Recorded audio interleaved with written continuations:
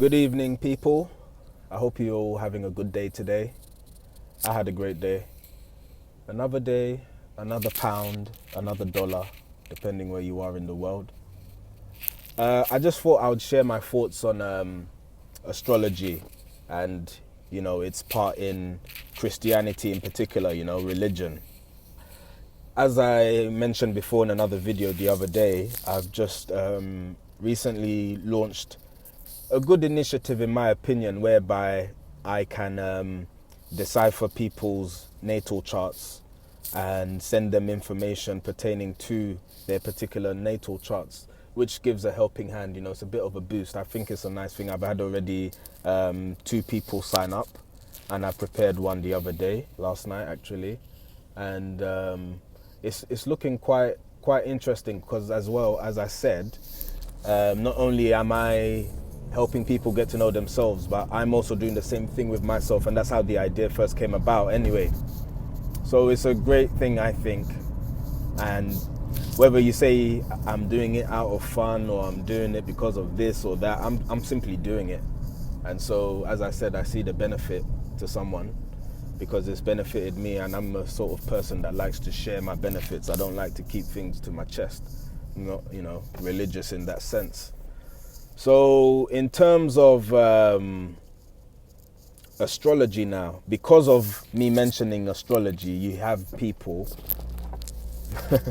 particularly people who are of Jesus Christ. And you're going to hear a lot of irony in this video, I think, because the same people that worship Jesus Christ and believe in him as the Messiah, which he is and which we all can be, are the same people who will knock down astrology, because astrology is not in the canon, in the Vatican. Remember, I said to you in a previous video from today that knowledge is power, and those who have the knowledge, so they have the power, don't want other people to have the knowledge, because then they will have the power. And when I say those or they, I'm referring to entities such as the Vatican, the canon, where the Church of Rome currently stands.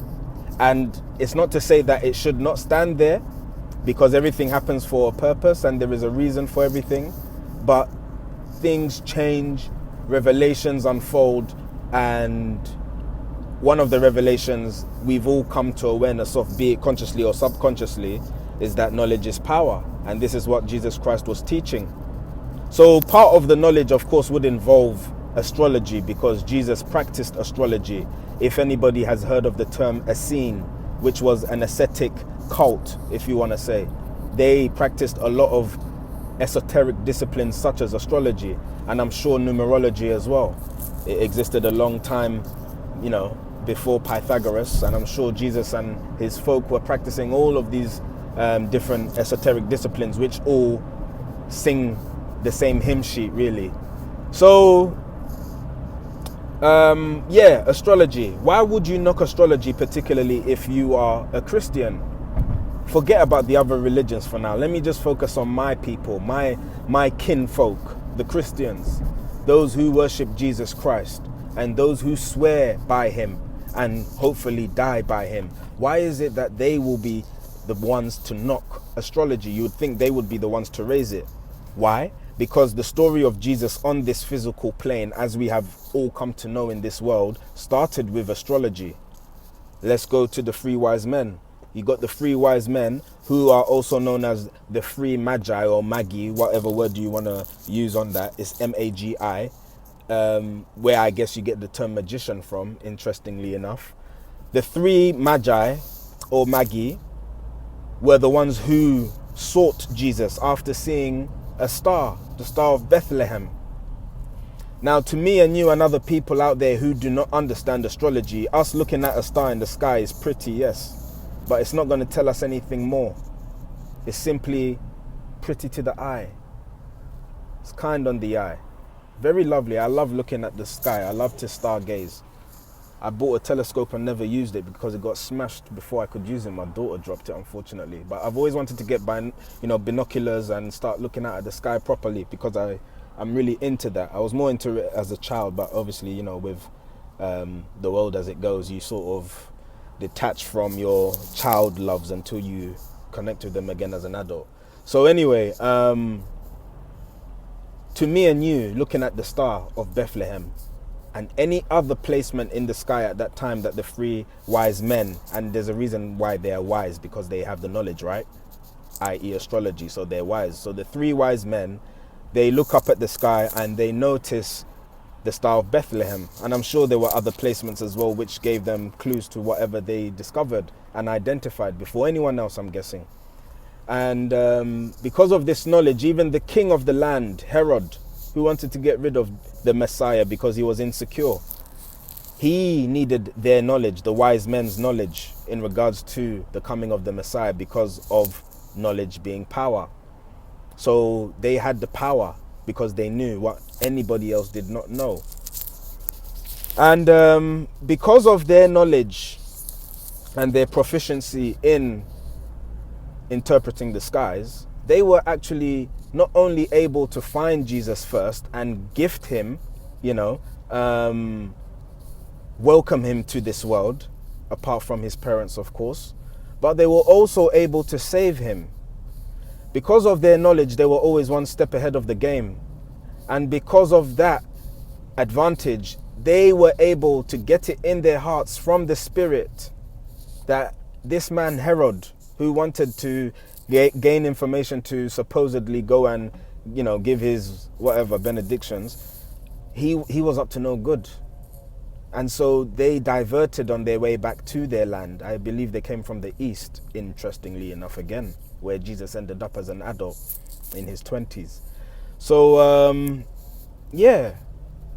Christianity, the whole story of Jesus as we know it today, began with astrology. So why on earth would you knock it, Christians? Why? Why would you knock it? If you were really being cognizant and if you were really being sentient, why would you see astrology as a demonic force not to be reckoned with? Why would you see it as something that can, I don't know, cause possession? Or I really don't know. My heart sort of bleeds nowadays. I ain't even gonna lie. I don't judge and all of that, but at the same time, I'm aware people are sorry for me because they think I'm lost. And it's not that I'm lost. I'm just seeing things for myself. And things you see for yourself are very clear as day.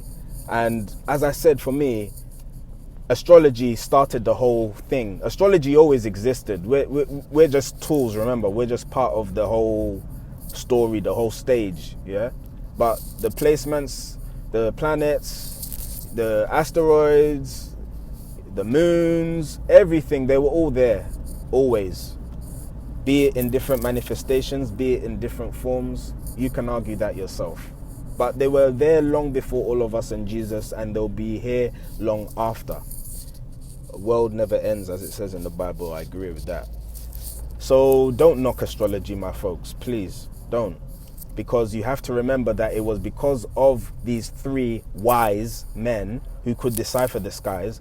They not only gifted your Lord his first gifts, but they were also able to save his life. Because of their wisdom, they gave Mary, Joseph, and Jesus the time to flee to Egypt, to seek refuge there for some years before everything cooled down, and I think the king died, and then they returned to their homeland. So look, at the end of the day, for anyone to just knock astrology or any other esoteric discipline because they don't know it and their priest won't preach it to them, you're not awake. You're not really thinking for yourself, because if you were thinking soberly, you would realize that a lot of the things, if not all of the things, actually scratch that, you will realize that all of the things that occur in this life and in this reality, in this universe, is working in synchronicity. That is, it's all working for the greater good.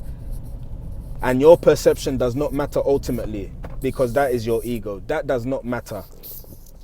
Whether your ego is up or down, what is finished. So our egos don't matter. But I've come to that awareness. So I am not afraid to delve into things that other people may not delve into. I'm not afraid to open my ears and my mind and my psyche to other influences, so I can sentiently decipher and sieve the good from the bad. I'm practicing alchemy. And everybody on this plane can practice alchemy, but people fear alchemy because they're still living in this polarity world, this black and white world, this good and evil world. this straight gay world. I said it, yeah. But that's crazy anyway. There's so much so that when you become spiritual, you just think, wow, I did not know, or wow, I was so ignorant. And that's okay. But the first step to becoming aware is being open. That is being egoless, not having that ego, knowing that you are not perfect, you are not the one. And you're just working on yourself, hence you're here. So you can work on yourself and improve. But if you have that religious pride in you, that religious pride that knows one truth, and that one truth is universal and that's it, nothing more, nothing less, well, I guess you'll find out the hard way. And I don't say that to scare you, but what I've learned through my own experiences, because don't forget, I've been there, I've been religious, I've been dogmatic. I came from dogma to pragma. I'm still on my way, actually. I'm still on my way. I won't even say how far gone I am, but I'm still on my way from dogma to pragma. But because I am on my journey, I appreciate how things can turn out for one when they live in dogma, and how things can turn out for one when they live in pragma. Jesus was in pragma. He wasn't in dogma. That's why he was judged by dogma. That's why he was killed by dogma. So always remember that, Christians. Always remember that, my human family, because I don't even like these labels, Christians, this, that. I don't like it. That's just the confusion and the destruction, which is a construct by us. And you can debunk that. You can demystify that. We're all one. So what Jesus did and what other masters did, I'm sure we can all look at. But me, on a personal level, with my background, I focus on Jesus, because for me, that is the light. But if you met me and got to know me, you probably wouldn't be able to place anything on me, because I am trying to live that free life that Jesus was teaching all along, which was watered down in the Bible. Yeah. So I am the enemy of those who have the knowledge and don't want to share it, because as much knowledge I gain, everyone gains, because I want to share it. So don't look at me and this astrology thing and all other esoteric practices that I engage in as somehow defiled. They're not defiled. They're exalted, if anything. You just don't understand. And I don't judge you for that. But please don't judge me. So I'll take this opportunity again to say, if you want to get to know yourself better, and even, it doesn't even have to be a perfect thing, the experience. If you contacted me and say, oh, Eddie, this thing you're talking about sounds interesting, let me send you my details and we can sort of, put something together, and I can look at the information you can send me. If that doesn't go well for you, fine, but at least you gave it a try. People need to start giving things a go. Don't close the door before it's opened for you. Yeah? Just be open, have an open heart, have an open mind, and you'll find things will start flowing for you. You'll get quote unquote good luck. There's no such thing as luck. There's only alchemy. You practice alchemy. You know the laws of the universe. One of the laws of the universe is knowledge is power. So the more knowledge you have, the more power you have. So don't be fooled by the conspiracies and by the talk of, you shouldn't be delving into this because you'll open yourself up to spiritual attacks and this and that. I'll tell you something. You see the Ouija board? Do you know why the church really talks against the Ouija board? Which I actually commend them for doing, if anything. People like to say, I judge this, no, I'm sober, so I see things as I see things. So one thing I'll commend the church for doing is actually scaring people off the Ouija board. Reason I say that is, as I said before in another video titled Know Your Weight, I said that you can end up blowing yourself up if you try things prematurely. So with the Ouija board and calling spirits and all of those sort of things, yeah, you wouldn't really want to play around with that sort of thing, particularly if you have more power than you think you have, which is the case with all of us. So let us just be open. Start with the basics. Start with the simple stuff, the everyday stuff. That's what the universe wants to see. Remember, the Bible talks about one being given little and then mastering the little. And because they mastered the little, they're given more. But until you master the little, you won't be given more. All these things you can extract from the Bible matches with universal law that is not in the Bible.